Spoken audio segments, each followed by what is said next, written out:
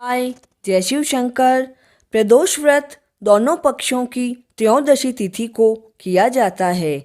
इस दिन भगवान भोलेनाथ व माता पार्वती की पूजा की जाती है, क्योंकि इस बार प्रदोष व्रत बुधवार को होने से यह बुध प्रदोष व्रत कहलाता है। बुधवार के दिन का प्रदोष व्रत हमें सुख शांति प्रदान करता है। सूत जी के अनुसार त्रयोदशी का व्रत करने वाले को 100 गाय दान करने का फल प्राप्त होता है और मनोकामना पूर्ण होती है। पूजा विधि: मंदिर में सुंदर सी रंगोली बनाएं।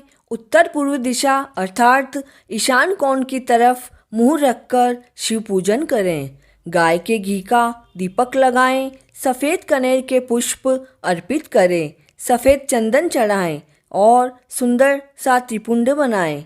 रात रानी का इत्र हो तो वह भी आप शिवलिंग पर अर्पित करें। एक मुट्ठी मूंग हरे कपड़े में बांधकर शिवलिंग पर जरूर चढ़ाएं। चावल की खीर का भोग लगाएं।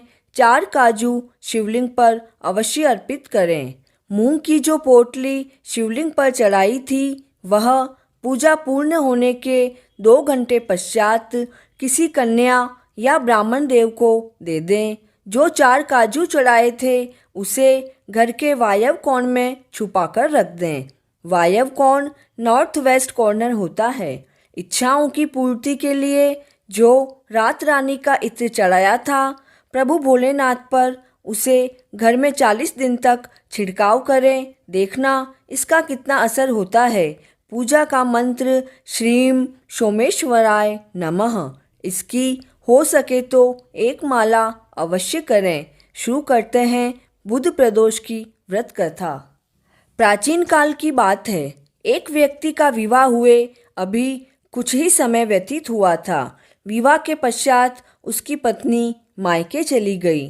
कुछ दिनों बाद जब वह व्यक्ति अपनी पत्नी को लेने के लिए उसके मायके गया तो संयोग से उस दिन बुधवार था। सभी ने उसे बुधवार के दिन जाने से मना किया और कहा कि जाने के लिए बुधवार का दिन शुभ नहीं होता है, परंतु वह नहीं माना और अपनी पत्नी को लेकर जाने के लिए निकल गया।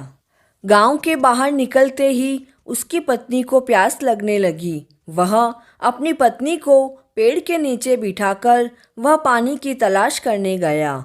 थोड़ी देर बाद जब वह व्यक्ति पानी लेकर आया तो उसने देखा कि उसकी पत्नी किसी दूसरे व्यक्ति के साथ हंस हंसकर बातें कर रही है और पानी भी पी रही है। यह देखकर वह अत्यंत क्रोधित हो गया और भागता हुआ वहां पहुंचा। जब वह पास में पहुंचा तो उसके आश्चर्य का कोई ठिकाना नहीं था, क्योंकि वह आदमी तो उसी का हमशक्ल था। पत्नी भी दोनों एक जैसे व्यक्तियों को देखकर सोच में पड़ गई। दोनों आपस में झगड़ा करने लगे और कहने लगे कि यह तो मेरी पत्नी है। तभी वहाँ पर भीड़ जमा हो गई। वहाँ राजा के सिपाही भी आ गए। दोनों हमशक्ल के व्यक्तियों को देखकर सभी लोग हैरान हो गए। तब लोगों ने उस महिला से पूछा, इन दोनों में से तुम्हारा पति कौन है? वह अपने पति को पहचान नहीं पाई और चुप हो गई। तब सिपाही उन्हें राज दरबार में लेकर गए। वह व्यक्ति वहां डर गया और भगवान शंकर से प्रार्थना करने लगा, हे प्रभु शिव शंकर, हमारी रक्षा करो। मुझसे बहुत बड़ी भूल हो गई है कि मैंने अपने से बड़े अपने सास ससुर और बुजुर्गों की बात नहीं मानी और बुधवार को अपनी पत्नी को विदा करा के लेकर आ गया। अब मैं भविष्य में ऐसा कभी नहीं करूँगा। हे प्रभु, मुझे क्षमा करें। जैसे ही उसने प्रार्थना करके अपनी आंखें खोली तो दूसरा पुरुष गायब हो गया। पति पत्नी सकुशल अपने घर पहुंच गए। उस दिन के बाद वह दोनों पति पत्नी नियम से बुध प्रदोष का व्रत करने लगे। कथा पूर्ण हुई। जय शिव शंकर।